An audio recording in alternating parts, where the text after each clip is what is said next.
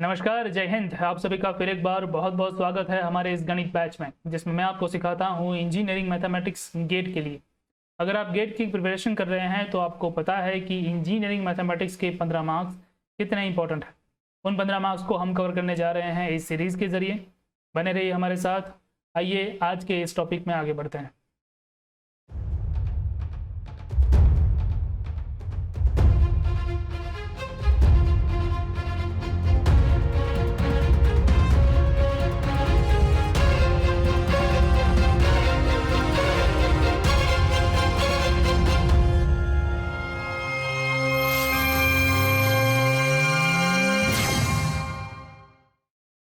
तो आप में से जो लोग हमारे साथ पहले से जुड़े हुए हैं वो जानते हैं कि हम already first order differential equation जो है वो ख़त्म कर चुके हैं।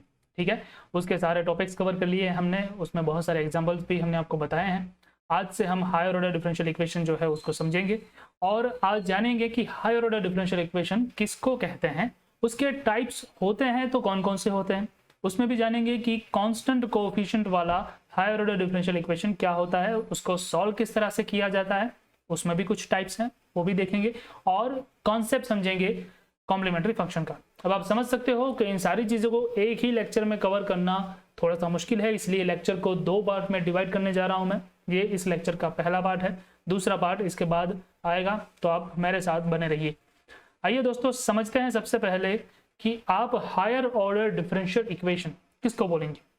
अगर आपको पता हो तो अब तक जो है वो जो हमने देखा है उसमें क्या देखा है, कुछ इस तरीके के फॉर्म हमने देखे हैं। मान लो कि dy by d x plus 3y is equals to 4 type का फॉर्म आपके पास है। ठीक है, अगर मैं आपसे पूछूं कि इसका ऑर्डर क्या है, अगर मैं आपसे पूछूं कि इस डिफरेंशियल इक्वेशन का ऑर्डर क्या है, तो ऑर्डर को ढूंढने के लिए आप क्या करेंगे, सबसे पहले आप डिफरेंशियल इक्वेशन में ढूंढेंगे कि कौन सी डिफरेंशियल टर्म है। यहाँ पे ये जो है वो डिफरेंशियल टर्म है, और समझाते वक्त मैंने आपको ये भी कहा था कि ये जो डिफरेंशियल टर्म है वो डिफरेंशियल इक्वेशन को गवर्न करती है, इसीलिए वो इक्वेशन का राजा है। ठीक है, तो यहाँ पे ये dy by d x equation का राजा है। हमको ये देखना है कि उसमें जो y है उसको कितनी बार डिफरेंशिएट किया गया है। ठीक है, तो y को कितनी बार डिफरेंशिएट किया गया है, यहाँ पे अगर आप ध्यान से देखेंगे तो एक ही बार डिफरेंशिएट किया गया है, इसीलिए और डिफरेंशियल इक्वेशन का ऑर्डर बनता है फर्स्ट ऑर्डर। ठीक है, फर्स्ट ऑर्डर ODE। ठीक है, अभी ये जो है वो मैं आपको डिटेल में समझा चुका हूँ पिछले लेक्चर में, शुरुआत के लेक्चर में, तो वहां पे जाके आप जो है उसको देख सकते हैं। ठीक है, ये है फर्स्ट ऑर्डर डिफरेंशियल इक्वेशन। अगर मैं दूसरा एग्जांपल दूं, d2y बाई डी एक्स, सिर्फ मैं थोड़ा सा एडिशन कर रहा हूँ इसमें, बाद में ये dy बाई डी एक्स, यहाँ पे 3y इज इक्वल्स टू 4, थोड़ा सा मैंने एडिशन कर दिया है। ठीक है, अब आप मुझे बताइए कि ये जो डिफरेंशियल इक्वेशन है उसका ऑर्डर कितना है। अब आप मुझसे कहेंगे कि ये जो फर्स्ट ऑर्डर तो यहाँ पे था ही, लेकिन एक एडिशन ज्यादा हुआ है तो इक्वेशन का राजा ये है। ठीक है, जो इक्वेशन का राजा है उसी को ध्यान में लेना है, बाकी सबको भूल जाना है। ठीक है, तो राजा ये कहता है कि ऑर्डर उसका सेकंड है, इसलिए डिफरेंशियल इक्वेशन का ऑर्डर जो है वो सेकंड ऑर्डर। राइट, चलिए, और एक और अगर मैं आपको इक्वेशन दे दूं एग्जाम्पल के तौर पर, तो आपको ज़्यादा समझ में आ जाएगा मैं आगे जो आपको कहना चाहता हूँ वो। ठीक है, चलिए, ये हो गया dy बाई डी एक्स, यहाँ पे 3y is equals to 4। Right, अब अगर मैं आपसे पूछूं कि इसका ऑर्डर क्या है, तो आप कहेंगे मुझे कि इसका जो ऑर्डर है वो है third order ODE। Right, okay, तो पहला है फर्स्ट ऑर्डर, दूसरा है सेकंड, तीसरा है थर्ड। फर्क क्या है सब में, सब में फर्क ये है कि पहले वाले में सिर्फ dy बाई डी एक्स है, दूसरे में उसके साथ d2y बाई डी एक्स 2 भी है, तीसरे में तीसरा differentiation d3y by d x 3 भी है। राइट, तो ये जो है वो फर्स्ट ऑर्डर डिफरेंशियल इक्वेशन तो है, उसको किस तरह से सॉल्व किया जाता है वो हम जानते भी हैं। ठीक है, फर्स्ट ऑर्डर में लीनियर डिफरेंशियल इक्वेशन है। ओके, तो लीनियर के तरीके से आप उसको सॉल्व कर सकते हैं। राइट, ये दूसरे दो हैं वो भी लीनियर ही हैं, लेकिन वो हायर ऑर्डर में लीनियर डिफरेंशियल इक्वेशन है। लीनियर कैसे हुए, जरा ध्यान से देखिएगा तो आपको समझ में आएगा। यहाँ पे 2 बार डिफरेंशिएशन, यहाँ पे 1 बार डिफरेंशिएशन, और यहाँ पे एक भी बार डिफरेंशिएशन नहीं है। ठीक है, तो मैंने आपको बताया था 2 1 0 लीनियर डिफरेंशियल इक्वेशन। यहाँ पे 3 बार डिफरेंशिएशन, यहाँ पे 2 बार डिफरेंशिएशन, यहाँ पे 1 बार डिफरेंशिएशन, यहाँ पे एक भी बार डिफरेंशिएशन नहीं है, तो 3 2 1 0। ठीक है, हो गया ना लीनियर। तो ये है लीनियर डिफरेंशियल इक्वेशन का टाइप। चलिए, ये भी हो गया, ये भी समझ लिए हमने। ठीक है, तो ये हो गया हायर ऑर्डर डिफरेंशियल इक्वेशन। तो इक्वेशन नंबर 2 और 3 अगर मैं इसको बोल दूं, so equation 2 and 3 are higher orders of differential equation. ठीक है, तो जो फर्स्ट ऑर्डर नहीं है, फर्स्ट से ज्यादा जो है वो होते हैं हायर ऑर्डर डिफरेंशियल इक्वेशन। तो क्या इन दोनों को देख के, इक्वेशन नंबर 2 को और इक्वेशन नंबर 3 को देख के, अगर मैं आपसे ये कहूं कि आपको खुद से एक जनरलाइज फॉर्म बनाना है तो क्या आप बना सकोगे? जरा सोचिए। पहले एक बार डिफरेंशिएशन, बाद में 2 बार डिफरेंशिएशन, 3 बार डिफरेंशिएशन, 4 बार डिफरेंशिएशन, ऐसा करते करते अगर आप n times infinite time differentiation करते हैं, n टाइम डिफरेंशिएशन करते हैं, तो आपका फॉर्म जो है वो कुछ इस तरह से बनेगा। पहले मैं शुरुआत करता हूँ सबसे बड़े वाले डिफरेंशिएशन से, सो dy by dn, dy by dxn। ठीक है, चलिए उसके बाद मैं ले जाता हूँ आपको उससे एक छोटे डिफरेंशिएशन पे, सो n-1 होगा यहाँ पे, n-1 होगा यहाँ पे। ठीक है, उसके बाद मैं ले जाता हूँ उससे एक और छोटे डिफरेंशिएशन पे, तो यहाँ पे आएगा n-2 होगा यहाँ पे। ठीक है, चलो ऐसा करते करते जैसे जैसे आप आगे बढ़ोगे वैसे वैसे वहां पे एक आएगा dy by dn जो कि होगा dy by dx जो कि होगा एक बार डिफरेंशिएशन, और बाद में कोई y वाली टर्म आएगी। ओके, और यहाँ पे जो है वो कुछ आएगा जिसको मैं q बोल देता हूँ। ठीक है, जिसको मैं q बोल देता हूँ। ठीक है, तो ये हो गया आपका डिफरेंशियल इक्वेशन का जनरल फॉर्म। किसका? हायर ऑर्डर डिफरेंशियल का जनरल फॉर्म। ठीक है, तो ये अगर मैं कोई आपसे पूछता है कि हायर ऑर्डर डिफरेंशियल इक्वेशन का फॉर्म क्या होता है, तो इस तरीके का फॉर्म होता है। अच्छा, अगर इस इक्वेशन में इक्वेशन नंबर 3 जरा देखिए, इक्वेशन नंबर 3 देखिए। इक्वेशन 3 में अगर मैं थोड़ा सा जो है वो बदलाव कर देता हूँ, ठीक है, ये सब तो है ही, ये 3 2 1 है ही। ठीक है, अगर मैं थोड़ा सा जो है वो एडिशन, मतलब कि कुछ चीज़ें जो है वो वहाँ पे और रखता हूँ, जैसे कि यहाँ पे मैं कुछ मल्टीप्लाई करता हूँ 5 से, यहाँ पे मल्टीप्लाई करता हूँ 6 से, यहाँ पे कुछ मल्टीप्लाई कर देता हूँ 3 से। ठीक है, तो क्या अभी भी ये लीनियर रहेगा? बिल्कुल लीनियर रहेगा। ओके, मल्टीप्लाई करने से इक्वेशन में कुछ फर्क पड़ता नहीं है। हाँ, उसका जो है वो इंटरप्रिटेशन बदल जाता है, वो अलग चीज है, लेकिन उसका टाइप क्या रहेगा? हायर ऑर्डर डिफरेंशियल इक्वेशन ही रहेगा। बात समझ रहे हो? ठीक है, तो ये जो मैंने मल्टीप्लाई किए हैं वो किससे मल्टीप्लाई किया? कांस्टेंट से मल्टीप्लाई किया। ठीक है, 5 6 3 10 वगैरह वगैरह क्या होता है? कांस्टेंट होता है। उसी तरह से अगर यहाँ पे भी मेरे पास कांस्टेंट हो, जैसे कि यहाँ पे हो कोई कांस्टेंट a0, यहाँ पे कोई कांस्टेंट हो a1, यहाँ पे कोई कांस्टेंट हो a3, यहाँ पे कोई कांस्टेंट हो मान लो an-1, और यहाँ पे कांस्टेंट हो कोई an। ठीक है, तो आप इस इक्वेशन को कुछ और नाम दे सकते हो क्या? तो ये हायर ऑर्डर भी है, ये लीनियर भी है, और इसके जो कोफिशिएंट है, जो ये मल्टीप्लाइड की हुई टर्म है, उसको क्या बोलेंगे? कोफिशिएंट बोलेंगे। तो इसके जो कोफिशिएंट्स हैं वो कौन से हैं? कांस्टेंट है। तो ये जो डिफरेंशियल इक्वेशन है, okay, so it is higher order. ठीक है, हायर ऑर्डर तो है ही, साथ साथ में क्या है ये इक्वेशन? Linear differential equation. साथ में क्या है उसके? साथ में है विथ कांस्टेंट कोएफिशिएंट्स। ठीक है, बात को समझ रहे हो? ये है आपका higher order linear differential equation with constant coefficient. Higher order है, लीनियर भी है, ठीक है, और उसमें जो कोएफिशिएंट्स है वो कांस्टेंट्स हैं, उसको मल्टीप्लाई किया हुआ है। ठीक है, अगर a1 a2 a3 की जगह पे x y z, ठीक है, ऐसा कुछ होता, ठीक है, जो कि वेरिएबल होता, तो यहाँ पे कांस्टेंट की जगह पे मैं लिखता वेरिएबल कोएफिशिएंट्स। ओके, उसको भी सॉल्यूशन करने की जो तरीका है, जो पद्धति है, वो चेंज हो जाती, राइट। यहाँ पे इसका भी सॉल्यूशन आप कर सकते हो, ठीक है, और वो सॉल्यूशन कैसे करते हैं वही हमको देखना है। ठीक है, तो आप समझ रहे हो, ये जो है वो हमारा जनरल फॉर्म है हायर ऑर्डर डिफरेंशियल इक्वेशन का। अगर आपसे कोई पूछता है तो इस तरीके का फॉर्म आपको मिलेगा। इन समरी अगर मैं आपको बताऊं तो वो डिफरेंशियल इक्वेशन जो कि फर्स्ट ऑर्डर से ज्यादा ऑर्डर का है, मतलब कि 2 3 4 5 इस तरह से ऑर्डर का है, तो उसको हम हायर ऑर्डर बोलेंगे, और उसके कोएफिशिएंट अगर कांस्टेंट है तो उसको बोलेंगे higher order differential equation with constant coefficients. ठीक है, तो अब जरा अपने इक्वेशन को एक बार ध्यान से देखिए, बहुत सारी टर्म्स जो है वो उसमें आ रही है। ठीक है, तो इन सारी टर्म्स को बार बार लिखना जो है वो थोड़ा सा लेंथी हो जाएगा, इसलिए इसको थोड़ा सा जो है वो शॉर्ट फॉर्म में लिखा जाता है। ठीक है, तो यहाँ पे अगर जो आप देख रहे हो इक्वेशन, मैं आपको एक एग्जांपल दे देता हूँ जो हमने पहले लिया था। ठीक है, ये है इस तरह से d cube y by d x cube plus d square y by d x square plus d y by d x plus 3y is equals to 4 था यहाँ पे। ठीक है, अब ये जो डिफरेंशियल इक्वेशन है उसको बार बार मुझे इस तरह से नहीं लिखते रहना है, तो हम क्या करते हैं पता है, हम जो है वो एक एजम्पशन ले लेते हैं कि let d by d x is equals to capital D। ठीक है, मतलब कि जहां जहां भी d बाई डी एक्स आ रहा है उसकी जगह पे मैं कैपिटल D लिखूंगा। ओके, अगर मैं इस तरह से लिखता हूं तो इसका मतलब ये होता है कि जहां जहां पे d2y by d x to आएगा वहां पे मैं क्या लिखूंगा, d स्क्वायर लिखूंगा। राइट, ठीक है, उसी तरह से d cube by d x cube आएगा तो वहां पे मैं क्या लिखूंगा, d पावर 3 लिखूंगा। ठीक है, उसी तरह से अगर n पावर आएगी, मान लो n पावर आती है तो मैं d पावर n लिख दूंगा।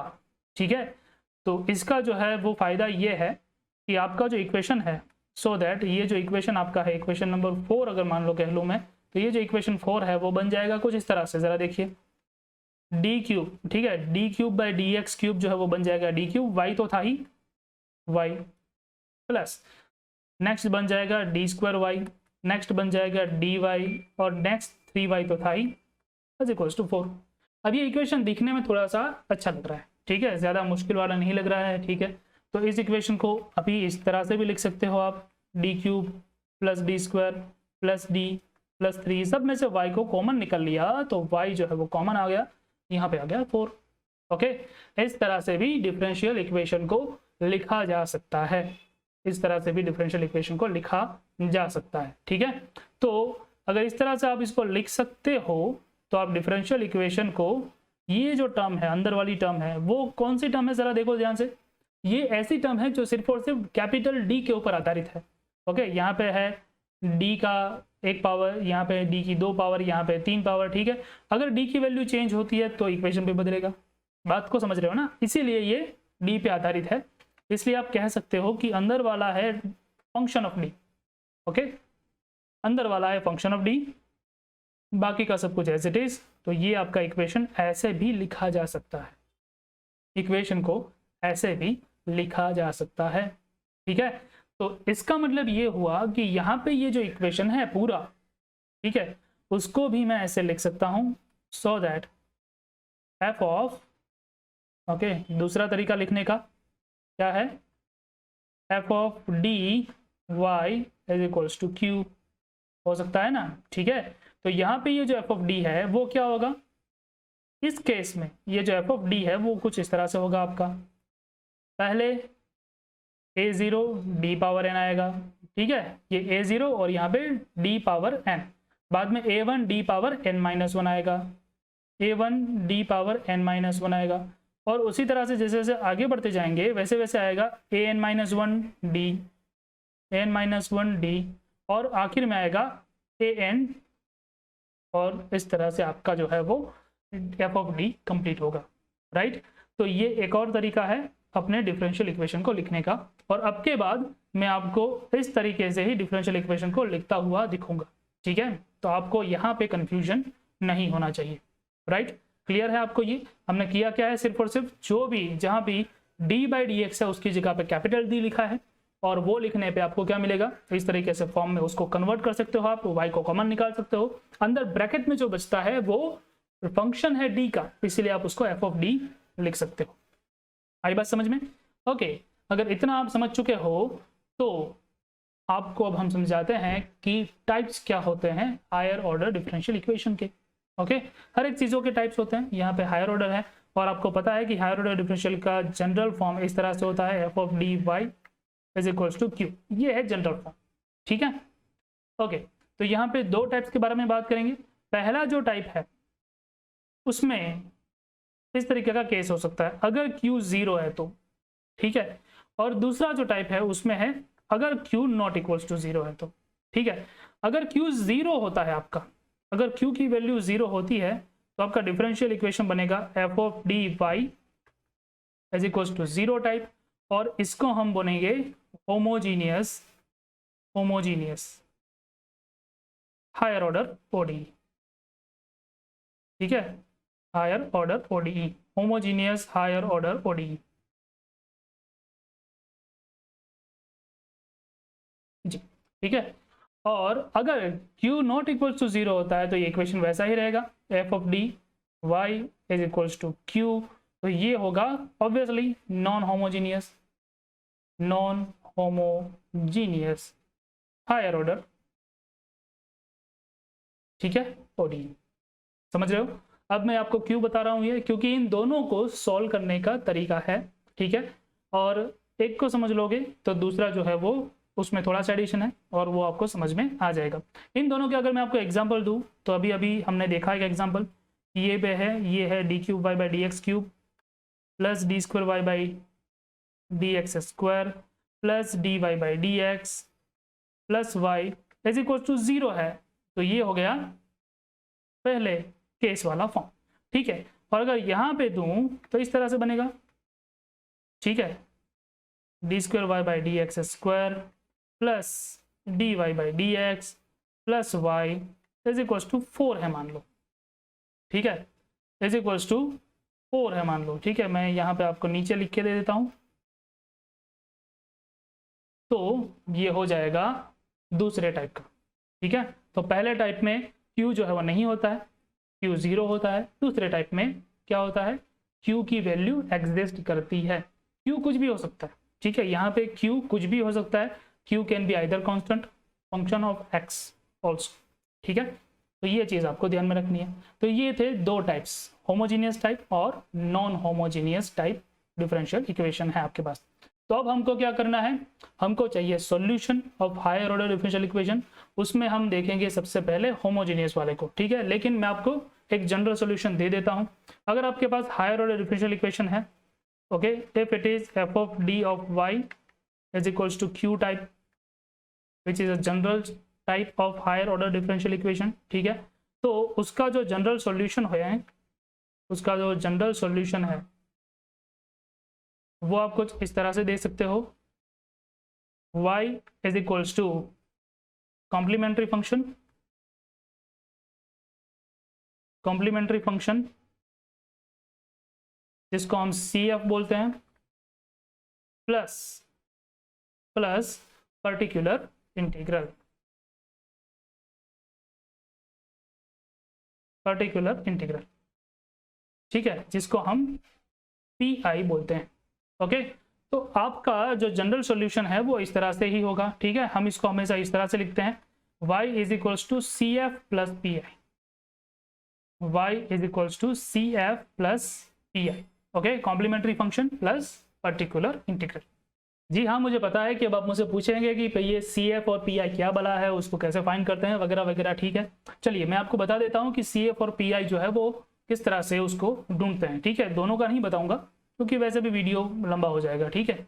तो यहाँ पे जो है आपको बात करता हूँ कि अगर आपका Q जो है वो 0 है, ठीक है, ये वाला जो टाइप है हमारा, ठीक है, ये वाला जो टाइप है, ओके, उसमें अगर Q 0 है और Q 0 होता है तो आपको ज़्यादा टेंशन नहीं लेनी है, आपका सॉल्यूशन जो है वो सिर्फ इतना ही आएगा, y is equals to complementary function only, ठीक है। अगर आपका Q 0 बन जाता है तो आपको ज़्यादा टेंशन नहीं लेनी है, आपका कॉम्प्लीमेंट्री फंक्शन ही आपका आंसर होगा, आपको PI ढूंढने की ज़रूरत ही नहीं बनेगी, ओके। तो PI कहाँ पे ढूंढना है, जहाँ पे Q 0 नहीं होता है, मतलब कि नॉन होमोजीनियस में, ठीक है। तो Q इज इक्वल टू 0 मतलब कौन सा इक्वेशन, होमोजीनियस इक्वेशन, राइट। चलिए तो अब हम ये डिस्कस कर लेते हैं कि CF जो है वो कैसे ढूंढा जाता है, how to find the CF, okay. तो CF ढूंढने के लिए कुछ स्टेप्स हैं, उन स्टेप्स को आप फॉलो कीजिए और उससे आप CF जो है वो फाइंड कर पाएंगे। सबसे पहले आपको ऑक्सिलरी इक्वेशन लिखना है, आपको ऑक्सिलरी इक्वेशन लिखना है, ठीक है। अब आप कहेंगे कि ऑक्सिलरी इक्वेशन क्या है, ऑक्सिलरी इक्वेशन होता है f of d is equal to 0, ठीक है। f ऑफ d मतलब कि आपके पास जो भी f ऑफ d की वैल्यू है, जो भी ब्रैकेट में होगा उसकी वैल्यू जो है वो लेके आपको उसको 0 से इक्वेट करना है, उससे आपको जो है वो रूट्स मिलेंगे, ठीक है। उस इक्वेशन को सॉल्व कीजिए, solve the auxiliary equation and obtain roots, ठीक है। अभी उसके आपको रूट्स जो है वो मिलेंगे, और ये जो रूट्स आपको मिले हैं उसका आपको इस्तेमाल करना है कॉम्प्लीमेंट्री फंक्शन को फाइंड करने के लिए। ठीक है, so find complementary function according to the roots. ठीक है, ओके तो ये जो स्टेप नंबर 3 है वो हमें ये कहता है कि आपका जो कॉम्प्लीमेंट्री फंक्शन है वो डिपेंडेंट है कि आपको किस तरीके के रूट ऑक्सिलरी इक्वेशन के मिलते हैं। ठीक है, तो आइए देखते हैं कि आपका जो कॉम्प्लीमेंट्री फंक्शन है जो अलग अलग केसेस पे, मतलब कि ऑक्सिलरी इक्वेशन के रूट्स के अलग अलग केसेस पे आधारित है, वो किस तरह से आपको मिलेगा। ठीक है, तो पहला केस है कि अगर आपके रूट जो है वो m1 और m2 है मान लीजिए। ठीक है, सो मान लो कि आपके रूट्स जो है वो मैं ये यहाँ पे ही रोक देता हूँ। ठीक है, आपके जो रूट्स हैं वो है m1 और m2। ठीक है, अगर आपके रूट m1 और m2 है और रूट जो है वो है आपके रियल एंड डिस्टिंक्ट। ठीक है, रियल है और डिस्टिंक्ट, डिस्टिंक्ट का मतलब क्या है, अलग अलग रूट्स हैं। ठीक है, तो आपका जो कॉम्प्लीमेंट्री फंक्शन है वो कुछ इस तरह से बनेगा, CF is equal to C1 e raise to m1x plus C2 e raise to m2x। ठीक है, C1 e raise to m1x plus C2 e raise to m2x, ये होगा आपका कॉम्प्लीमेंट्री फंक्शन। आप मुझसे पूछेंगे कि कैसे। ओके, आइए मैं आपको एग्जांपल से बताता हूँ। यहाँ पे एक एग्जांपल है, solve d2y by dx square minus 9y is equal to 0। Okay, सबसे पहले इसको ध्यान से देखिए, ये कौन से टाइप का है। ठीक है, अगर आप इक्वेशन को देखोगे तो आप समझ पाओगे कि यहाँ पे d square y by d x square है। ठीक है, ये है, तो ये जो है वो हायर ऑर्डर को इंडिकेट करता है। ओके, दूसरा आपको ये देखना है कि यहाँ पे आपका हायर ऑर्डर जो है वो f of d y is equals to 0 type का होता है। ठीक है, is equals to q type का होता है एक्चुअली। ओके, आपको ये देखना है कि ये जो क्यू है वो क्या है। तो यहाँ पे अगर आप देखोगे तो ये जो क्यू है वो ये रहा, जो कि है 0। तो 0 है तो हायर ऑर्डर में भी होमोजीनियस टाइप का है। ओके, सो यहाँ पे अगर आप ध्यान से देखोगे तो आप इक्वेशन को इस तरह से लिख सकते हो, d square y minus 9y is equal to 0। ठीक है, क्या किया हमने, जहाँ पे भी डी बाई डी एक्स था उसकी जगह पे आपने कैपिटल डी पुट किया। ओके, इस तरह से आप लिख सकते हो, राइट। उसमें से अगर आप y को कॉमन निकाल लोगे, ये कुछ इस तरह से होगा। मैंने आपको बताया था जो भी ब्रैकेट में होता है वो इस तरह से आप लिख सकते हो, is equal to 0 type. That's why अगर इस तरीके का होगा, मतलब कि q जो है वो 0 होगा, that's why the solution will be y is equal to complementary function ली। ठीक है, सॉल्यूशन होगा आपका y is equal to complementary function, सिर्फ और सिर्फ यही होगा आपका सॉल्यूशन। ठीक है, चलिए ये आपका सॉल्यूशन है। तो अभी क्या होगा, आपको सॉल्यूशन फाइंड करना है। ठीक है, कॉम्प्लीमेंट्री फंक्शन फाइंड करना है। तो कॉम्प्लीमेंट्री फंक्शन के लिए, फॉर कॉम्प्लीमेंट्री फंक्शन आपको लिखना पड़ेगा ऑक्सिलरी इक्वेशन। ऑक्सिलरी इक्वेशन मैंने आपको बताया था, ऑक्सिलरी इक्वेशन क्या होता है, ऑक्सिलरी इक्वेशन होता है f of d is equal to 0। ठीक है, मतलब कि जो भी एफ ऑफ डी की वैल्यू है उसको 0 से इक्वेट कीजिए। एफ ऑफ डी क्या है, जो ये ब्रैकेट में जो टर्म है वो है एफ ऑफ डी, तो ये हो जाएगा d square minus 9 is equal to 0। बात समझ रहे हो। ठीक है, चलिए तो ये हो गया d square is equals to 9। Okay, so d is equals to, जब आप रूट निकालते हो तो प्लस और माइनस साइन लिखनी जरूरी है। ठीक है, चलिए तो ये होगा प्लस और माइनस 3। तो इसका मतलब ये है कि आपके पास 2 रूट आए, या तो 3 या तो -3। ठीक है, तो ये जो 2 रूट आपके पास आए हैं वो कैसे हैं, ये रूट है रियल है। ठीक है, रियल नंबर से 3n माइनस 3r, और अलग अलग है, 3 भी अलग है, -3 भी अलग है। इसलिए आप कह सकते हो m1 इज इक्वल टू 3 और दूसरे को बोल सकते हो m2 इज इक्वल टू -3। तो ये हो गया रियल एंड डिस्टिंक्ट। ठीक है, अगर आपके रूट रियल और डिस्टिंक्ट हो तो मैंने अभी आपको बताया। ठीक है, अगर आपके रूट्स रियल एंड डिस्टिंक्ट है तो आपका कॉम्प्लीमेंट्री फंक्शन क्या होता है, C1 e raise to m1x plus C2 e raise to m2x होता है। तो लिख दीजिए, so that complementary function is C1 e raise to m1x plus C2 e raise to m2x। ठीक है, चलिए तो यहाँ पे जो भी वैल्यूज है वो लिख दीजिए। तो C1 e raise to m1 क्या होगा आपका 3x होगा। Okay, C2 e raise to m2 क्या होगा -3x होगा। ठीक है, तो ये आपने लिख दिया है और यहाँ पे आपका फाइनल आंसर आ जाएगा final answer y is equals to complementary function is your answer, that's why solution is y is equals to c1 e raise to 3x plus c2 e raise to -3x। ये हो गया आपका solution. था बिल्कुल आसान, ठीक है। आपको यही समझना है कि हायर ऑर्डर है, हायर ऑर्डर है तो क्यू की वैल्यू क्या है, तो बाद में इसको आप इस तरह से ये वाले फॉर्म में ला दीजिए, इस वाले फॉर्म में कन्वर्ट कर लो, आपको एफ ऑफ डी समझ में आ जाएगा। आप जो है वो जान जाएंगे कि y is equal to complementary function ही आंसर है। कॉम्प्लीमेंट्री फंक्शन ढूंढने के लिए आपको ऑक्सिलरी इक्वेशन लिखना होगा जो कि है f of d is equal to 0।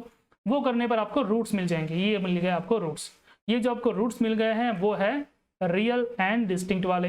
Real and distinct है तो हमने देखा कि भाई ये हमारा कॉम्प्लीमेंट्री फंक्शन, ठीक है, ये कॉम्प्लीमेंट्री फंक्शन है, ओके कोई बात नहीं। तो यहाँ पे आप कॉम्प्लीमेंट्री फंक्शन का इस्तेमाल कर सकते हो। अच्छा, यहाँ पे C1 और C2 क्या है, C1 और C2 क्या है, कांस्टेंट है, ठीक है, आर्बिट्ररी कांस्टेंट्स, राइट। सो जितना भी आपका डिफरेंशियल इक्वेशन का ऑर्डर होता है उतने कांस्टेंट्स आपके आएंगे। अगर आपने फर्स्ट ऑर्डर को देखा है तो फर्स्ट ऑर्डर में आपने जाना होगा कि जितने भी आपके डिफरेंशियल इक्वेशन का ऑर्डर था उतने ही कांस्टेंट आते थे। फर्स्ट ऑर्डर में एक ही कांस्टेंट आता था, यहाँ पे दो दो कांस्टेंट्स आपको मिल रहे हैं, ठीक है। अगर 3 होता इसका ऑर्डर तो 3 कांस्टेंट आते, राइट। चलिए एक और मैं आपको टाइप देता हूँ। अगर रियल एंड डिस्टिंक्ट नहीं है और मान लो कि रियल एंड सेम है, ठीक है, रियल एंड रिपीटेड, सेम को क्या बोलते हैं, रिपीटेड बोलते हैं, ठीक है। रियल है और रिपीट होते हैं रूट अपने आप में, ठीक है, तो आप उसका कॉम्प्लीमेंट्री फंक्शन कैसे लिख सकते हो। तो कॉम्प्लीमेंट्री फंक्शन आएगा इस तरह से c1 प्लस c2x और e रेज टू mx तो आएगा ही, ओके। यहाँ पे भी रूट m1 और m2 है। आइए m1 और m2 सेम है, ठीक है, रूट्स यहाँ पे m1 और m2 दोनों सेम है, ओके। आइए मैं आपको बताता हूँ किस तरह से ये जो एग्जाम्पल है दूसरा वाला उसमें यहाँ पे बताया गया है। सबसे पहले आपको यही करना है, ये जो डिफरेंशियल इक्वेशन है उसको समझना है कौन से टाइप का है, हायर ऑर्डर टाइप का है, ठीक है। और इसको लिख सकते हो आप d2y, यहाँ पे 6dy plus 9y is equal to 0 type, ठीक है। तो ये हो जाएगा d2 plus 6d plus 9y is equal to 0 type, हो गया, ठीक है, ओके। ये करने के बाद आप जो है वो समझ सकते हो कि ये जो है वो आपका एफ ऑफ डी है, तो ये हो गया f of d y is equal to 0 type. अगर इस तरीका का है तो आपका सॉल्यूशन क्या होगा, that's why your solution is y is equal to complementary function only, क्योंकि क्यू की जो वैल्यू है वो 0 है। अगर कॉम्प्लीमेंट्री फंक्शन ओनली है तो कॉम्प्लीमेंट्री फंक्शन आपको ढूंढना होगा और उसके लिए आपको ऑक्सिलरी इक्वेशन लिखना पड़ेगा। ऑक्सिलरी इक्वेशन आएगा क्या, f of d is equal to 0। तो ये जो है वो एफ ऑफ डी की वैल्यू है, एफ ऑफ डी है आपका क्या होगा यहाँ पे d2 plus 6d plus 9 is equal to 0। अगर आप इसको ध्यान से देखेंगे तो ये इक्वेशन जो है वो अपने आप में किस तरीके से है, इस तरीके से भी आप इसको लिख सकते हो, d प्लस 3 होल स्क्वायर है ना, ठीक है, d प्लस 3 होल स्क्वायर लिखा जा सकता है इसको। तो ये हो जाएगा d plus 3 is equal to 0 और इसको 2 बार लिखना पड़ेगा, ठीक है। तो ये 2 बार हमने लिख दिया तो उसके हिसाब से आपको मिल गया d इज इक्वल टू -3 और d इज इक्वल टू -3।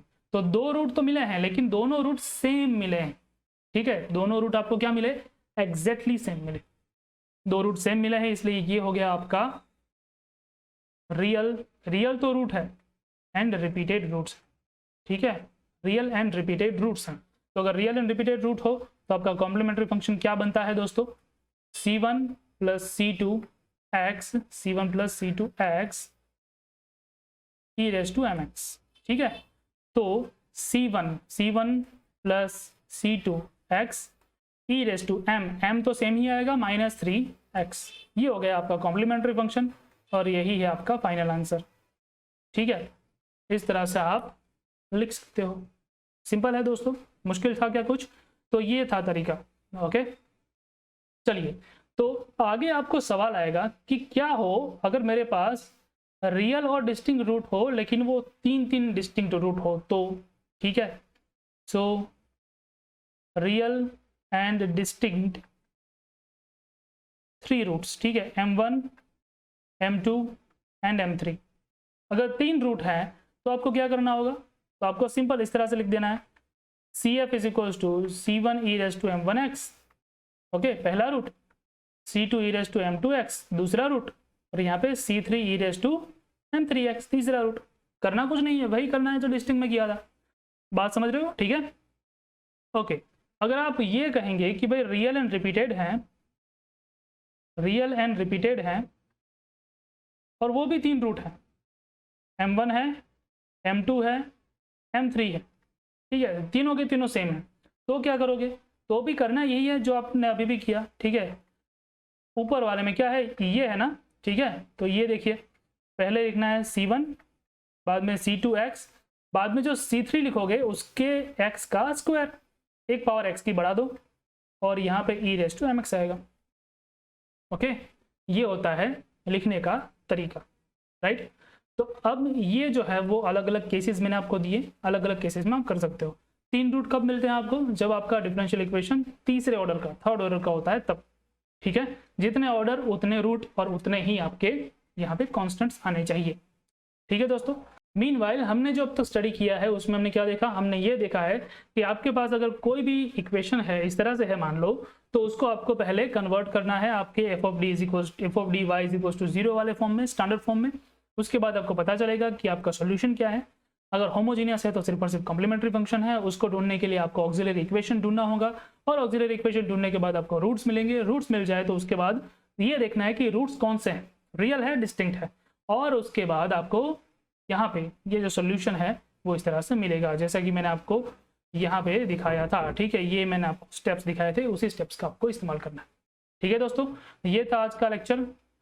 अब हम दूसरे लेक्चर में मिलेंगे जिसमें मैं आपको बाकी की सारी जो है वो जानकारियाँ दूंगा और इस टॉपिक को फिनिश करेंगे। मिलता हूँ मैं आपको अगले लेक्चर में, तब तक के लिए जय हिंद।